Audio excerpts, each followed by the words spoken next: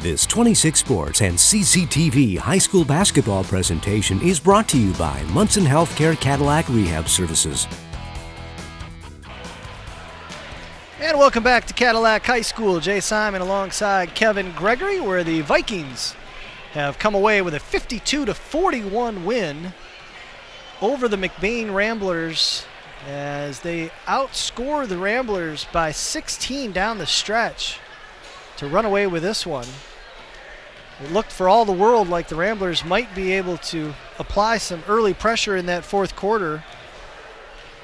Had a chance to go up 7 or 8 with possession and around 6 minutes to go. And from that point on, it was all Vikings as they really turned the tide.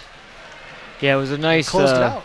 A nice 15-second barrage there that kind of turned the tide there. They're down 3, big three-pointer by Calipolis. And then on the inbounds play, Michaela Johns going to the floor, getting the steal, and Coach John's calling the quick timeout, and right out of that timeout they get a bucket. So they went from down 3 to up 2 in about 10 seconds. That was a big turning point in the game.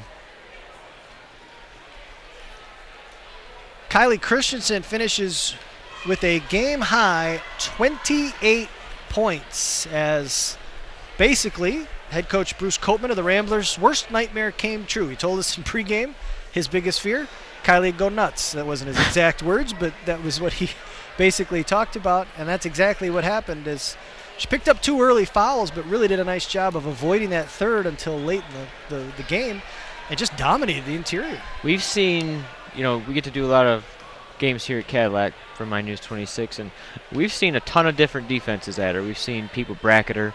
We've seen 2-3 zones that are all 5 girls inside the paint, and we've seen man-to-man with crazy help defense, and it just seems like no matter what you do, she's going to get her touches, and so you credit a couple of different things. You credit her for being an outstanding basketball player and finding gaps and finding creases and knowing what to do with the ball when she does get her touches. And you credit Coach Johns with the preparation and her teammates that get her the ball in opportunistic positions. So just they've been playing well, and they know what they're doing, and they've been executing a lot lately.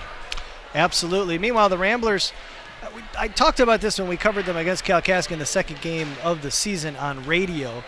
It can be difficult when you change leaders, you change coaches. And even though Bruce Copeman has been there forever, he coached girls back before the season changed. He did girls basketball in the fall, and he would do boys basketball in the winter. And with the season change, Todd Hamlet took over, coached through his 3 daughters coming through the program before stepping down after last season. And now Bruce Copeman taking over both varsity programs.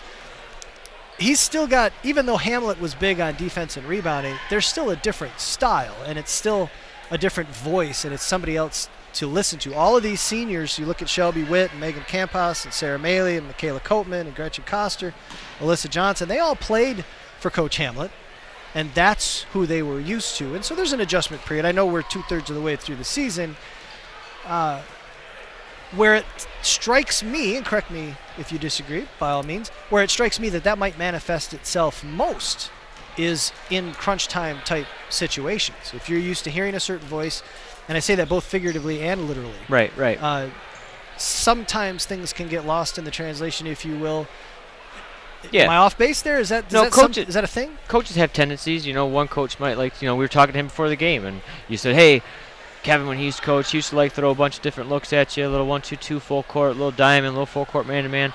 No, that's not my philosophy. My philosophy is I like to do X, Y, and Z out of the half court. So different coaches have different philosophies, and especially like you mentioned, down the crunch time. Do you play through a situation? Do you call a timeout and spell a player?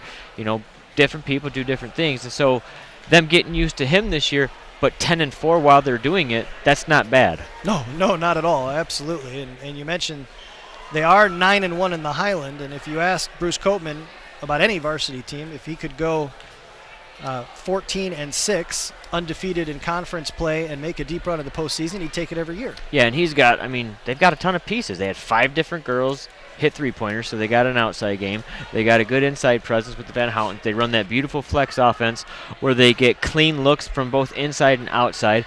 Their defense, was up in Cadillac drill. It was one of the most physical girls basketball games I think I've ever seen. And I don't do a lot of them other than these, but it was just really well played on both ends. So they're definitely taking on his, tough-minded mentality, and you can see that happening. And you don't want to make too much of it, but certainly a minor momentum swing in this game when Michaela Copeman went down with the back injury. Again, our prayers go out to her. Hopefully she's all right. She was on the bench. I think they were icing her back over there. She looks like she should be okay. Hopefully she will be perfectly fine. But you're taking a starter out of the game, and it does change things a little bit. Obviously, you need other girls to step up. I know Coach Copeman would say, hey, that doesn't mean anything. The other girls have to step up. It's just part of the game kind of thing. But that can be a psychological change for a team. Oh, it took them a minute or two to, rebound from that, and it wasn't until I forget who it was made that steal and layup to go back up 129-28. I'm going to check the tape because I'm almost positive it was 29-28. But it took him a few minutes to rebound from that. You're absolutely right. And, he was obviously upset. Not only he felt there was a missed call, but his daughter probably added a little bit to it. I mean, yeah, absolutely. Concerning.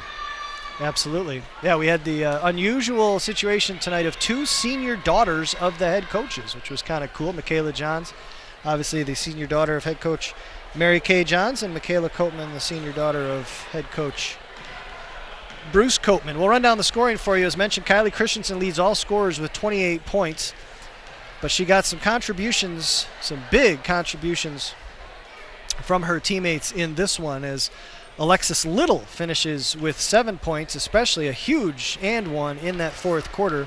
Hope Emmington finishes with 6 points. Callie Polis with the triple in the fourth quarter. She finishes with 5. Hannah Emmington finishes with a bucket, and Michaela Johns finishes with 4. I don't know why I have 2 there. She finishes 4 of 4 from the line. Again, unofficially, but the Vikings go 13 of 13 from the line. Man. That is a big piece of this one as they step up, including 7 of 7 in that fourth quarter. Meanwhile, for the Ramblers, Sam Van Houten leads them with 12 points. Shelby Witt finishes with 8. Kennedy Pollington finishes with 5, as does Michaela Copeman, who hit that 3 in the third quarter before going out. Charity Engelwright finishes with 4, as does Alyssa Johnson.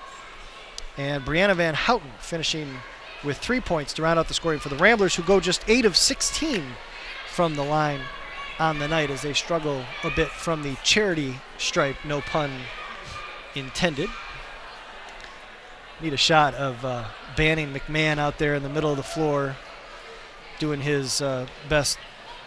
I don't know. Listen, it's like a warrior scream. I don't know what that is. He's got a red shoe, a blue shoe, red and blue shorts, a red sweatshirt, and a Michigan cap, and a blue basketball, handling his business center court.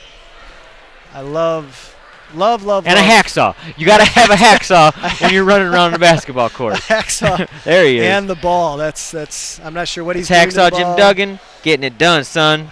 You just wanted a shot of him for the Michigan hat. Well, I mean, they are playing tonight. Yeah, what are you going to do?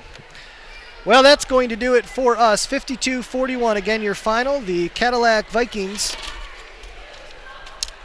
whoa there, move to 12-5 on the season. The Ramblers fall to 10-4. Coming up next for the Vikings, they will stay home and host Alpena on Friday night. And then they will be at Traverse City West in a very key Big North contest on February 14th, Valentine's Day.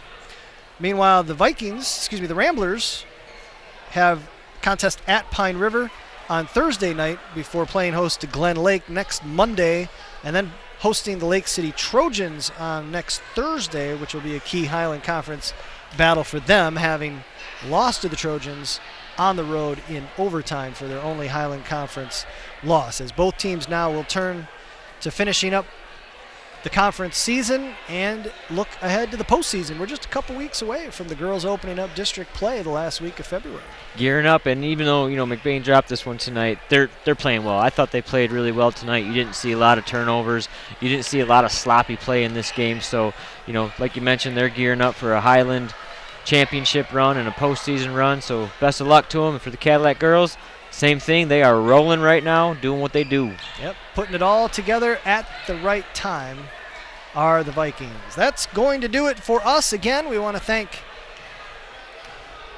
High Point Cadillac, GMC, Pizza Plus, and Cadillac Tire for their support of these broadcasts here on 26 Sports and CCTV. And, of course, our title sponsor, Munson Healthcare Cadillac Rehab Services. For our camera crew, Rain Johnson Hill, Jacob Fulis and Kaylee Buck. For our director, Dakota Pike. For Kevin Gregory, I'm Jay Simon. Thanks so much for being with us, folks. We'll see you next time.